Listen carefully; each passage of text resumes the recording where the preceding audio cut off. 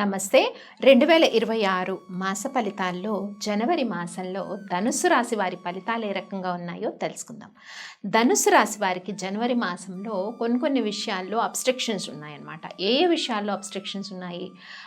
House construction చేయాలనుకున్న వాళ్ళకి కొన్ని పనులు ముందుకు సాగకపోవడము, ప్రాపర్టీ ఏదైనా కొనాలనుకున్న వాళ్ళకి ముందుకు సాగపోవడం, అలాగే ప్రాపర్టీ సేల్ చేయాలనుకున్న వాళ్ళకి కూడా కొంత డిలేనెస్ అనేది ఉంటుంది.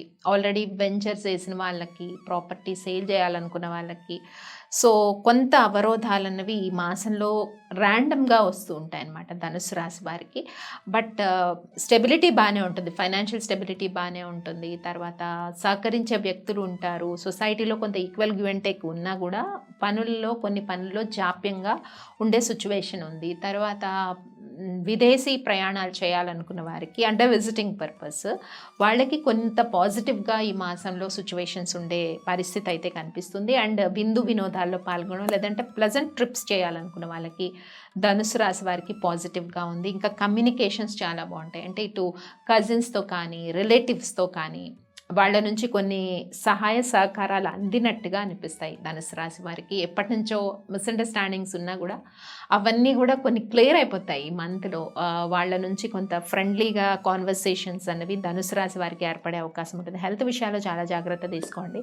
ముఖ్యంగా హెల్త్ జనవరి 18th వరకు హెల్త్ సిచ్యువేషన్స్ అంత బాగోవు. మానసిక ప్రశాంతత తక్కువ ఉండొచ్చు, సడన్గా ఇల్ హెల్త్ చేయొచ్చు, లేకపోతే బాడీలో ఏదైనా ఇన్ఫెక్షన్ కానీ, పెయిన్స్ సడన్గా జాయింట్లో పెయిన్స్ కానీ, ఇలాంటి సిచ్యువేషన్స్ అన్నీ కూడా ధనుసు రాశి వారికి కనిపిస్తుంది. తర్వాత మనకి జనవరి 18 తర్వాత వచ్చే డేస్ అన్నీ కూడా పాజిటివ్గా ఉంటాయి. ఇటు ఉద్యోగ ప్రయత్నాలు చేసే వారికి కూడా అదే టైం అనేది పాజిటివ్గా ఉంటుంది.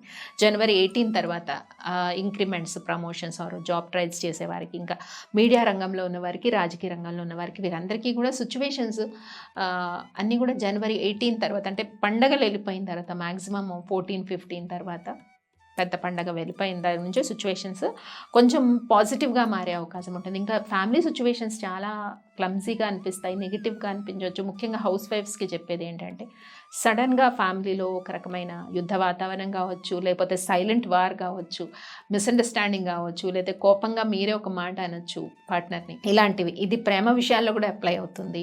అండ్ మ్యారేజ్ అలయన్స్ కోసం ప్రయత్నం చేస్తున్న వాళ్ళకి కూడా ఇలాంటి మిస్అండర్స్టాండింగ్స్, మాట్లాడేటప్పుడు, కాన్వర్సేషన్స్ చేసేటప్పుడు అలయన్స్ విషయంలో జాగ్రత్తగా ఉండాలి.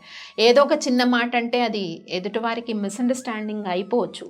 ఇలాంటి సిచ్యువేషన్స్ ఉన్నాయి కాబట్టి మాసం అంతా కూడా మ్యారేజ్ అలయన్స్ విషయంలో అని, ప్రేమ విషయాల్లో, సంతాన విషయాల్లో, సంతానం కోరుకునే దంపతుల విషయాల్లో ఇవన్నీ కూడా కేర్ తీసుకోవాలి, జాగ్రత్తగా ఉండాలి అని మనం చెప్పుకోవచ్చు.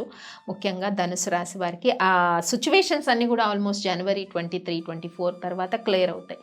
బిఫోర్ డేస్ అన్నీ కూడా అలా అనిపిస్తుంది. బట్ పండగ వాతావరణం ఉన్నా కూడా, పండగ ఉన్నప్పుడు, పెద్ద పండగ ఉన్నప్పుడు, సంక్రాంతి ఫెస్టివల్స్ ఉన్న డేస్ అన్నీ కూడా బిఫోర్ డే ఫెస్టివల్కి, ఇప్పుడు 14th మకర సంక్రాంతి ఉంటే బిఫోర్ డేస్ కూడా కొంత స్పిరిచువల్గా ఉండడం బెటర్. ఆఫ్టర్ దట్ 2018 తర్వాత, 21st, 22 తర్వాత సిచ్యువేషన్స్ అన్నీ కూడా నార్మల్ అవుతూ ఉంటాయి అన్నమాట.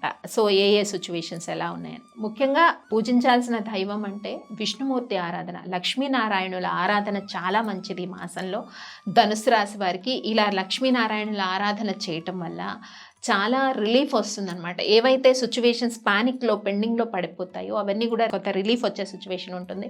తర్వాత బిజినెస్ ట్రయల్స్ చేస్తున్న వాళ్ళు, కొత్తగా బిజినెస్ ఏదైనా స్టార్ట్ చేయాలనుకున్న వాళ్ళు పోస్ట్ పోన్ చేసుకోవడం మంచిది.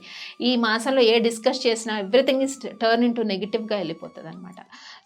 ఆల్రెడీ బిజినెస్ రన్ చేస్తున్న వాళ్ళకైతే పాజిటివ్గానే ఉంది. బట్ కొత్తగా పెట్టాలనుకున్న వాళ్ళకి ఏమాత్రం ట్రాన్సాక్షన్, పార్ట్నర్షిప్లో వెళ్ళాలనుకున్న, సోలో ప్రొప్రైటర్షిప్లో వెళ్ళాలనుకున్న, క్లమ్జీగా సిచ్యువేషన్ ఉంటే మాత్రం మీ మంత్లో స్టార్ట్ చేయకపోవడమే మంచిది.